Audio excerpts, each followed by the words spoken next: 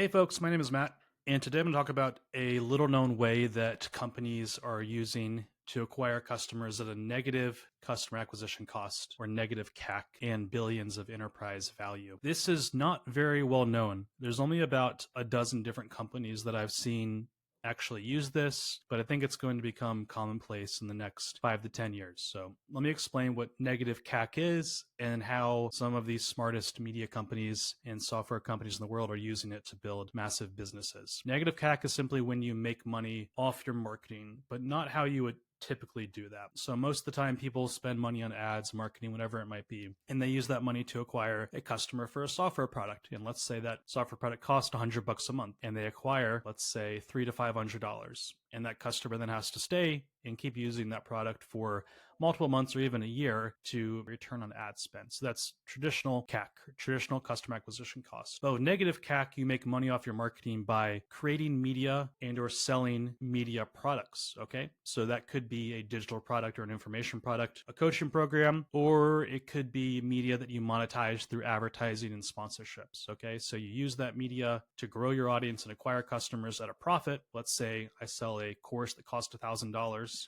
It costs me $500 or even $900 to acquire that customer for that $1,000 product, but I made a profit on that acquisition. And then if I sell them something after they buy that initial course, then I have negative CAC, negative customer acquisition cost. Okay, so it's kind of a weird concept to understand, but you will understand it much better when I explain it through a couple examples here. And so right now there's this big launch going on in the course and education world from McGarry, and he has a program called monetize.com, and he's doing this, I guess you would call it a launch, where there's 3 to 5 webinars that he's doing, and he's selling basically an information product. It has some other elements too, like coaching and software, but at the end of the day, it's a course essentially. So he's selling that product for $1,500, and likely with all that he's investing into this, he's going to make somewhere between a 2 to 5x return on investment. But what's interesting about that is that that's not the entire funnel. So there's that initial course funnel where he makes a small ROI, 2 to 5x, maybe even less. And what happens afterwards is what's fascinating. So Gazi co-owns or has invested in a company called WAP. And WAP is basically a platform to sell digital products. It's kind of like Gumroad or even ClickFunnels, but it's more like a marketplace where you can sell your course, your subscription, your paid newsletter, paid community, whatever it might be.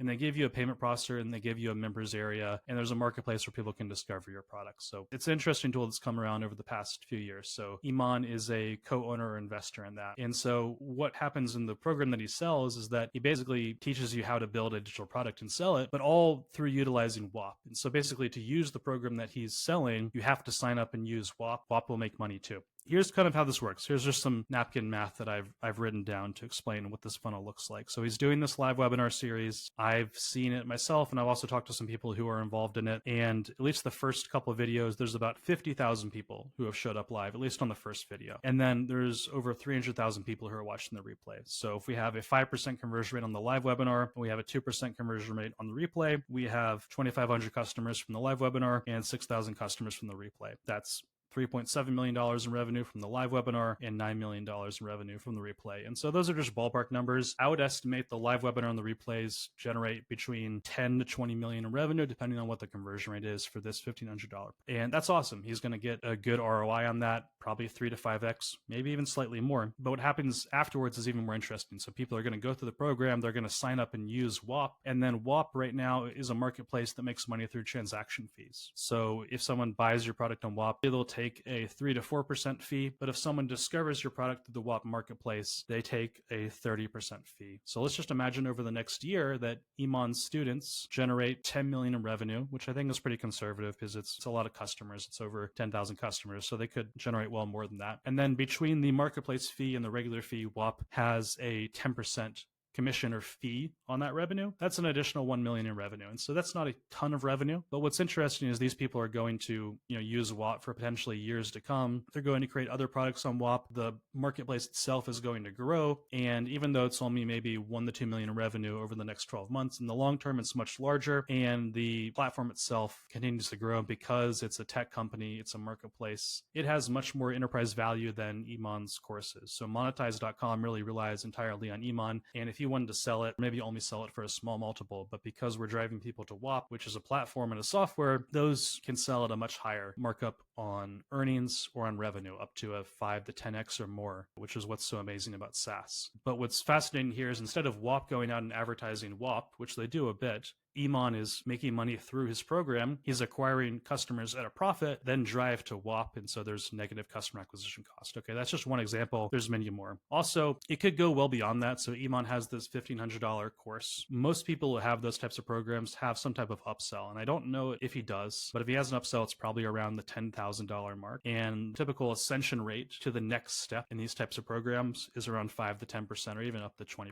So if Iman generates 10,000 customers from this launch for monetize and 10% take the upsell, that's $10,000, that's 10 million in revenue. What people don't see is most of the money for these types of products, these programs, courses, and software when you use negative CAC is actually happening on the back end. It's not the initial $1,500 product sale that's making a lot of money. It makes a little, depending on how you look at it. I mean, 10 to 20 million is a lot, of course, but the back end can make much, much more, especially when you pair it with software. And one of the people who really pioneered negative CAC is Russell Brunson, as I'm sure a lot of you watching this know. He started ClickFunnels in 2014, 2015. It's a software that you use to build funnels to grow your business, stuff like that. It's basically a marketing software focused around web funnels. And ClickFunnels hit north of 300 million in annual recurring revenue and has over 150,000 customers, at least back in 2023 when I have found these numbers. It might be slightly larger now or slightly smaller. What's even more interesting is, people have reported that ClickFunnels had a $5 billion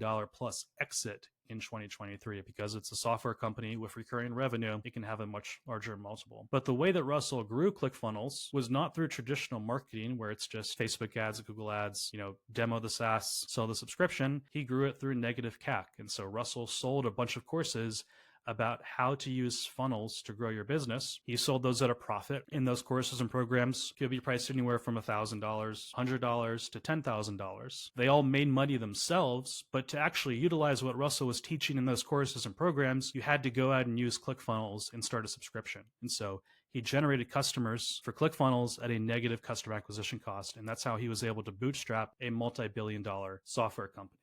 Now, this doesn't have to be just done with things like courses, digital products, coaching programs, and stuff like that. It can be done with traditional media too. There's this company called FreightWaves that a guy named Craig Fuller founded. And it's a more traditional company where they publish, articles, blogs, newsletters, stuff like that. And they monetize their audience through advertising and sponsorships. So they've built a profitable media business with advertising and sponsorships. And then they sell that audience a software product called Sonar. So it's an enterprise software product that tracks freight logistics. I won't get into the technical details around it, but that company has raised a bunch of venture capital and it is now a $30 million per year in a recurring revenue software business that was built profitably on the back of a media company. And so that's how negative CAC works. Companies like Blockworks have used this. Have you ever heard of Doug DeMuro, who has a car marketplace called Cars and Bids? He built that through negative CAC using the audience that he built in his YouTube channel. Even if you look at Alex and Layla Hermosi, they've built this large private equity business, but the way they're able to, I guess you could say, acquire companies that they invest in through their social media following. And they monetize that social media following through the workshops and the coaching programs that they have. And so they sell this live workshop for $5,000. If you go to the live workshop, they will upsell you essentially a $35,000 coaching and consulting package. They make money off of that. And they also use that program, the audience that they built profitably with that program, to invest in companies and to build a large holding company that does reportedly north of $100 million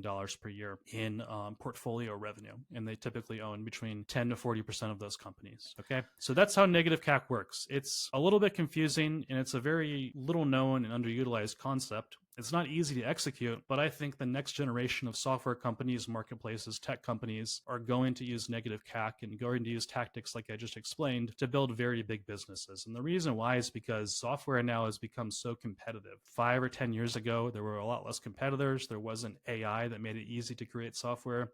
And ad costs were a lot lower, so you could acquire customers for a software product at a reasonable cost of acquisition and get an ROI, or at least break even on your ad spend over a 4 to 6 month period. Now it's really hard for software companies. Their payback period on paid marketing and advertising is usually north of 12 months, which is a really long cycle. But when they use negative CAC by either building a media company and selling advertising or building a media company to sell digital products and information products, they can acquire customers profitably for that and then funnel them into the SaaS. So they have negative CAC. Okay.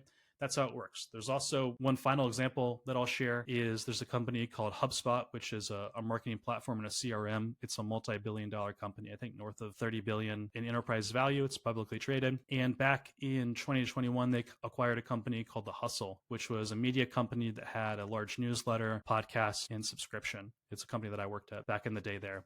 What HubSpot did is that over time, they integrated more ads for HubSpot and promotion for HubSpot within the Hustle newsletter, within the My First Million podcast, which the Hustle owned, and the other, media properties or media assets that the Hustle had. And at the time of acquisition, the Hustle had north of 2 million subscribers. They really only need a couple hundred, maybe between 200 to 500 of those people to convert to a HubSpot customer to make an ROI on that acquisition. So reportedly, they acquired the Hustle for $27 million. The lifetime value of a HubSpot customer on a more basic plan is like tens of thousands of dollars. On an enterprise plan, the lifetime value can be hundreds of thousands of dollars or even millions of dollars over a period of a decade. And CRM products and software products like HubSpot are very sticky. People basically stick one CRM and they stick with it for essentially the lifetime of their business. So it's very sticky, has a very high customer lifetime value. So just by acquiring or by converting 300, 500, maybe even 1,000 of those 2 million people that the Hustle had in their audience, HubSpot is able to get an ROI on a $27 million plus acquisition. That's a more extreme example, but it's another form of a SaaS company using negative CAC to scale. And it's worked very well for HubSpot. If you look at the stock price, since they bought the Hustle and since they've started building media assets and acquiring other media companies, it's gone up and to the right. So I hope this was useful. If you have questions about negative CAC, let me know below. I'll also link to an article that I wrote that outlines this process step by step if you want to use negative CAC in your company.